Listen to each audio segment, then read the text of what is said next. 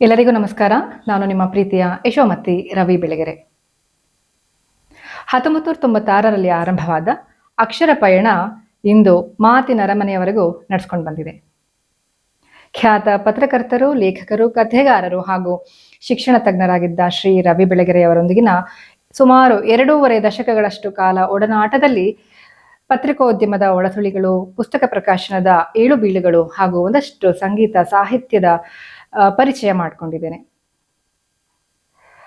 ಹೀಗಾಗಿ ಅದೇ ನೆನಪಿನಲ್ಲಿ ಅವರ ಕಾಲಾನಂತರ ರವಿ ಬೆಳಗೆರೆ ಸಾಹಿತ್ಯ ಹಾಗೂ ಸಾಂಸ್ಕೃತಿಕ ಪರಿಷತ್ತನ್ನು ಆರಂಭಿಸಿ ಅಲ್ಲಿ ಒಂದಷ್ಟು ಸಾಂಸ್ಕೃತಿಕ ಅಂದರೆ ಸಂಗೀತ ಸಾಹಿತ್ಯದ ಕಾರ್ಯಕ್ರಮಗಳನ್ನು ನಡೆಸ್ಕೊಳ್ತಾ ಪುಸ್ತಕ ಪ್ರಕಾಶನದಲ್ಲಿ ಒಂದಷ್ಟು ಪುಸ್ತಕಗಳನ್ನು ಹೊರಗೆ ತರ್ತಾ ಕಾರ್ಯಕ್ರಮಗಳನ್ನ ನಡೆಸ್ಕೊಂಡು ಬಂದಿದ್ದೀವಿ. ಅಲ್ಲದೆ ರವಿ ಬೆಳಗೆರೆ ಪ್ರಕಾಶನ ಸಂಸ್ಥೆಯನ್ನು ಆರಂಭಿಸಿ ಅಲ್ಲಿ 6 ಪುಸ್ತಕಗಳನ್ನು ಈಗಾಗಲೇ ನಾವು ಹೊರತಂದಿದ್ದೇವೆ. ಅಲ್ಲದೆ ರವಿ ಬೆಳಗೆರೆ ಎಜುಕೇಷನ್ ಟ್ರಸ್ಟ್ ಆರಂಭಿಸಿ ಅದರಲ್ಲಿ race preschool and day care ಅನ್ನುವಂತಹ ಶಾಲೆಯನ್ನು ಸ್ಥಾಪಿಸಿ ಈಗಾಗಲೇ 1 ವರ್ಷವನ್ನು ಪೂರೈಸ್ತಾ ಇದ್ದೀವಿ. ಅಲ್ಲದೆ ಅಕ್ಷರಲೋಕ ಅನ್ನುವಂತಹ ಮಾಸಪತ್ರಿಕೆಯನ್ನು ಕೂಡ ಆರಂಭಿಸಿ ಈಗಾಗಲೇ 6 ಯಶಸ್ವಿ ಸಂಚಿಕೆಗಳನ್ನು ಹೊರತಂದಿದ್ದೇವೆ. ಇದೆಲ್ಲಕ್ಕೂ ಕಾರಣ ಅವತ್ತು ಅವರು ನೀಡಿದಂತಹ ಸಹಕಾರ ಹಾಗೂ ನೀಡಿದಂಥ ಜ್ಞಾನ ಇರ್ಬೋದು. ಹೀಗೆ ರವಿ ಬೆಳಗೆರೆಯವರು ನನಗೆ ಗೆಳೆಯನಾಗಿ, ಗಂಡನಾಗಿ, ಗುರುವಾಗಿ, ನನ್ನ ಮಗುವಿನ ತಂದೆಯಾಗಿ ಒಂದಷ್ಟು ಅನುಭವಗಳನ್ನು ನನ್ನ ಜೊತೆ ಹಂಚಿಕೊಂಡಿದ್ದಾರೆ, ಬದುಕನ್ನು ಹಂಚಿಕೊಂಡಿದ್ದಾರೆ. ಅದರಿಂದಾಗಿ ಇವತ್ತು ನಾನು ಇಷ್ಟು ಗಟ್ಟಿಯಾಗಿ ಎಲ್ಲ ಏಳು ಬೀಳುಗಳ ನಡುವೆಯೂ ಇಷ್ಟು ಗಟ್ಟಿಯಾಗಿ ನಿಲ್ಲೋದಕ್ಕೆ ಸಾಧ್ಯವಾಗಿದೆ ಅಂತ ಹೇಳಿದ್ರೆ ತಪ್ಪಾಗಲಾರದು. ಇವತ್ತು ನಿಮ್ಮೆದುರಿಗೆ ಬಂದಿದ್ದೀವಿ, ಕ್ಯಾಮ್ರಾ ಮುಂದೆ ಬಂದಿದ್ದೀನಿ.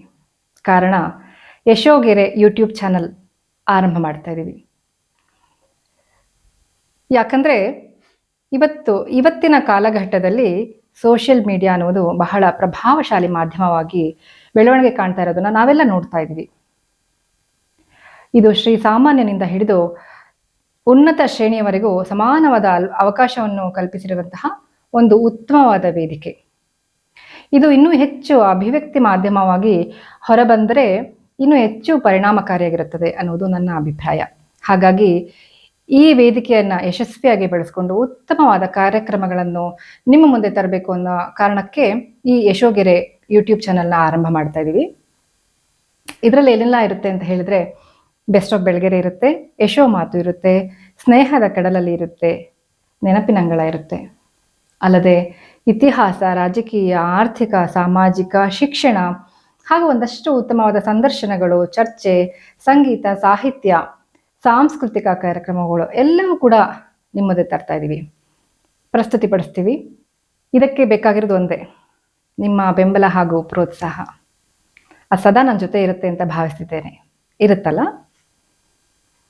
ಯಾಕಂದರೆ ನಿಮ್ಮ ಪ್ರೋತ್ಸಾಹ ಹಾಗೂ ಬೆಂಬಲವೇ ನನ್ನ ದೊಡ್ಡ ಧೈರ್ಯ. ಅದು ಸದಾಕಾಲ ಇರಲಿ ಅಂತ ಹೇಳಿ ನಿಮ್ಮಲ್ಲಿ ಕೇಳ್ಕೊಳ್ತಾ ನನ್ನ 2 ಮಾತು ಮುಗಿಸ್ತೀನಿ. ಧನ್ಯವಾದಗಳು.